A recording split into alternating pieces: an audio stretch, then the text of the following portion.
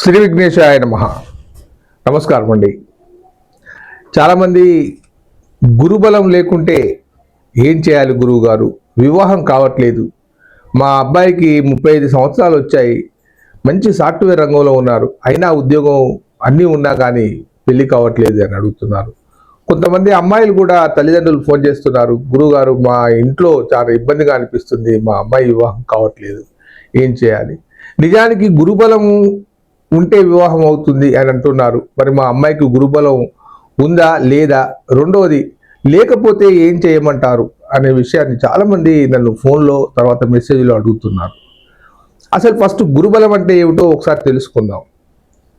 గురుబలం అంటే ఎవరి రాశి అయితే ఉంటుందో ఆ రాశి నుండి గురువు 2, 5, 7, 9, 11 స్థానాలలో ఉన్నప్పుడు గురుబలం ఉందని అర్థం. దానికి ఆ సమయాలలో నాకు తెలుసుండి 90-100% వరకు వివాహాలు జరుగుతాయి. ఆ గురుబలం ఉంటేనే జరుగుతుంది. లేదా అతనికి ఆ యొక్క వివాహాధిపతి, అంటే ఇవన్నీ మీకు కొంచెం అర్థం కాకపోవచ్చు కానీ చెప్పవలసి వస్తుంది.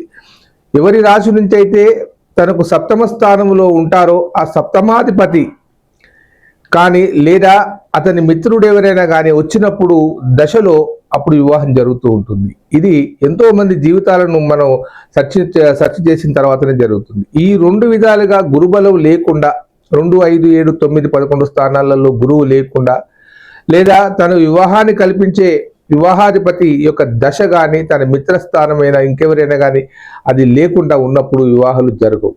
మరి అప్పుడు ఏం చేయాలి? అలానేనా మరి, ఎందుకంటే అది దశలో రావాలంటే 2-2.5 సంవత్సరాలు పడుతుంది.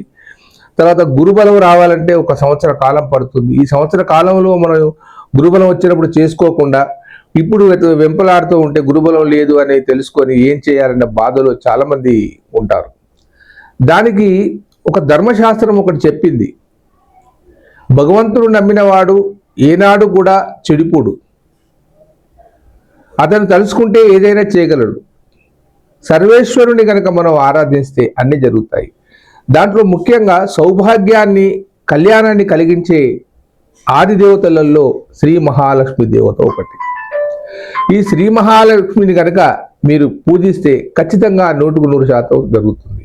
ఇంకొకటి ఏమిటంటే, ఈ విఘ్నాలను తొలగించే గణనాథుని కూడా మీరు పూజించి ఓం గం గణపతి నమః అనే మహామంత్రాన్ని చదివి 21 రోజులు కనుక పశువు కొమ్మును కనుక అక్కడ పెట్టేసి ఆ పశువు కొమ్మును మరాడించి దేవాలయంలో ఇస్తే ఖచ్చితంగా వివాహం జరుగుతుంది. ఇది గురుబలం రావడానికి వచ్చే మార్గం. ఉంటానండి, మీ ప్రకాశ్ గురు ఆస్ట్రో న్యూమరాలజీ.